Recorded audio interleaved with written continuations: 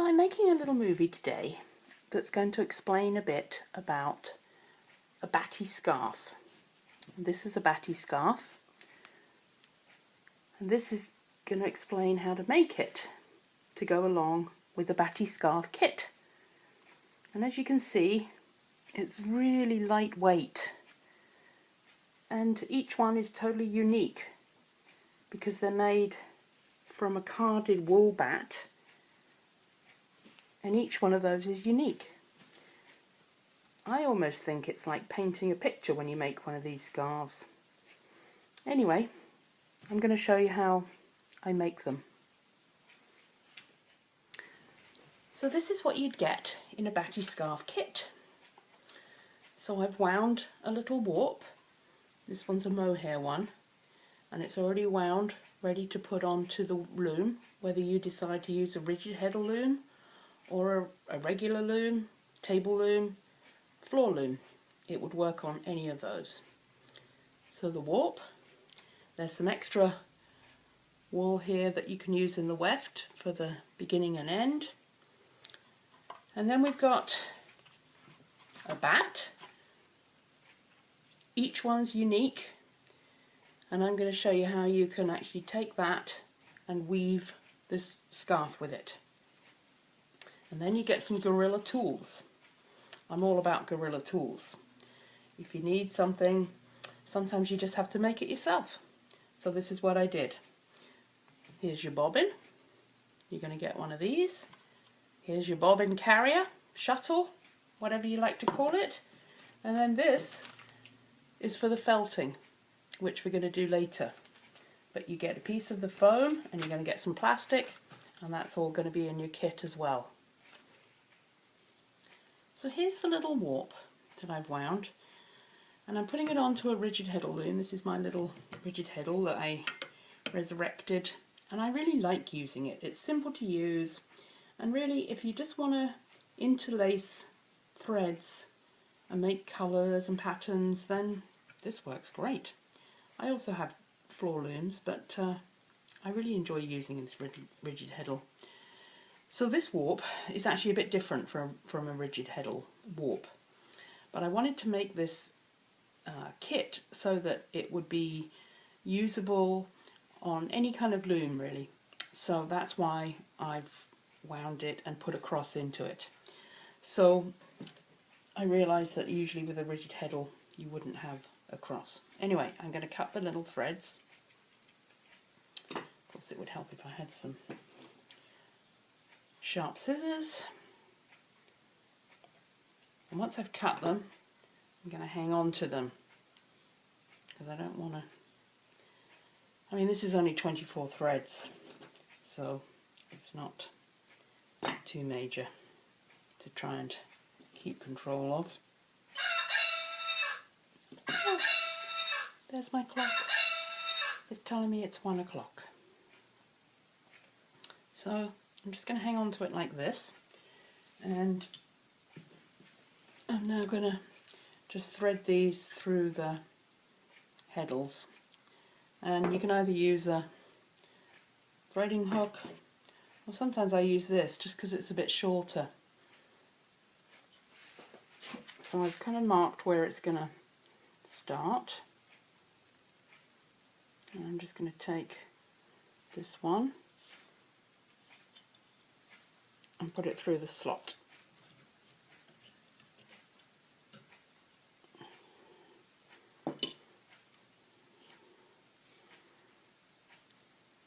And the next one, actually that doesn't really work very well, so I'm going to use this threading hook.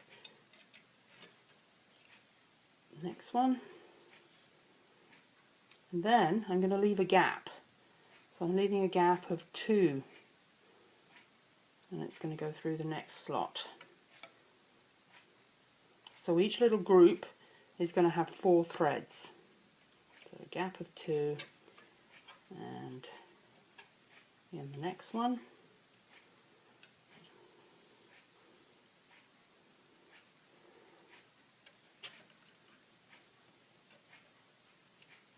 And the next one.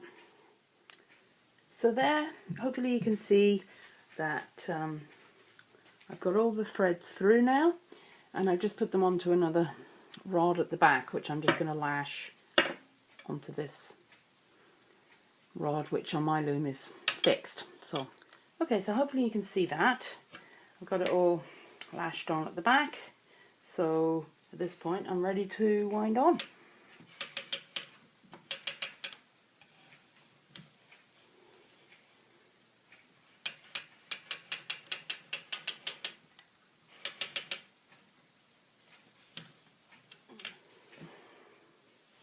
Okay, here we go. I put some paper in. I'm just gonna wind that onto the back beam. Okay, so winding. So wind that straight onto the back beam without getting that caught, hopefully.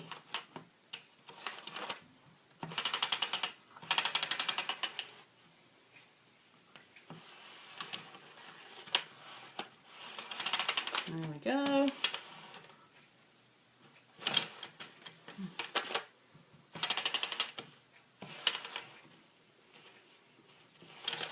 There we go, the last of it. Just straighten my paper out a bit there. This is good old Pile River Mill paper.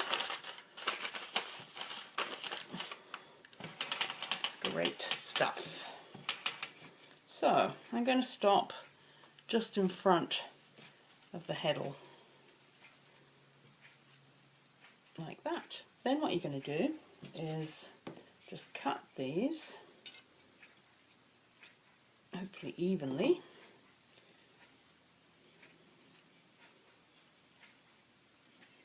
And then you're going to take one thread and thread it through the slot next to it. I guess technically these are the slots and the others are the holes. So you're going to take the next one, put it in the slot. So now you're going to have slot, hole, slot, hole, and then there's going to be a gap. Okay, so just show you that again. So we've got the two threads that are in the hole, and you're going to take one of the threads and put it into the slot to the left, like that. And then you've got two more threads. You're going to take that one and put it into the slot to the left.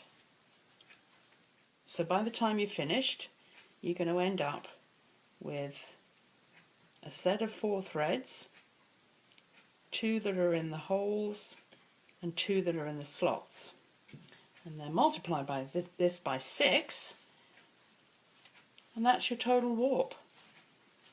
6 sets of 4 threads through the rigid heddle. So now all you have to do is to lash it on the back, and we're ready to weave. The way that I'm going to lash it onto the back is each set of threads, I'm just going to knot them like that, and then I'm just going to take a piece of cord and just run it through those knots. So I've tied the cord on at one end, and I just go through the 4 round the rod into the next 4. I hope this is going to be a really fun project that will be quick to do as well. I like things to be fairly instantly gratifying. Okay, so there we go. It's on the rod. Just tie it on there.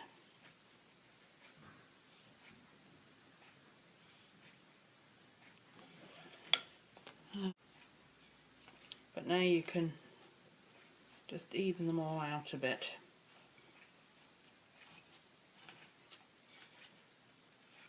Okay, so those are fairly even now.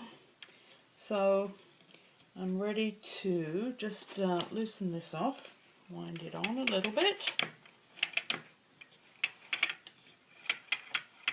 So now that we're all ready to get weaving, the next part I want to show you is how you're going to turn this into something that you can weave with. And that's why you have the highly technical cardboard tube. One end has been taped, and then you have a little bobbin. And this is what we're going to wind the bat onto. So how I usually start is I'm going to just strip off a piece like this. And as you can see, it's still quite a chunky fat piece. So then what I do is I start to pull it out, or draft it, as it's called in the spinning world. So you'll see the fibres, they just pull on each other. So you can just keep pulling it out like this. And I usually kind of go through the whole thing, I don't know, maybe 2 or 3 times. You don't want to pull it too thin, because then you're going to get thin spots in your scarf. But, you know, you do want it to be fairly thin. I suppose if I had to describe it, quite sure. It would be like this kind of diameter. So once you've got it all drafted, you end up with kind of a long piece, which now you're just going to wind onto the bobbin. So when I first started doing this, I actually tried to do it on a bobbin winder, and I just found that it didn't really work that well, and it's such a small project that it doesn't really matter if you sit and wind it. So this is what I do, I just wind it onto the bobbin by hand. And to me this is such a tactile kind of thing, I actually don't mind doing it by hand. So if there's parts that I think are a bit thick, then I kind of thin them out as I go. And then I just keep winding onto the bobbin.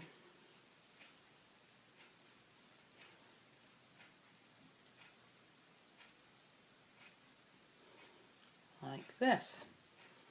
And you may not get this whole strip on there, which is fine. I think it's better to not overfill it, which is probably something that is always true in the weaving world.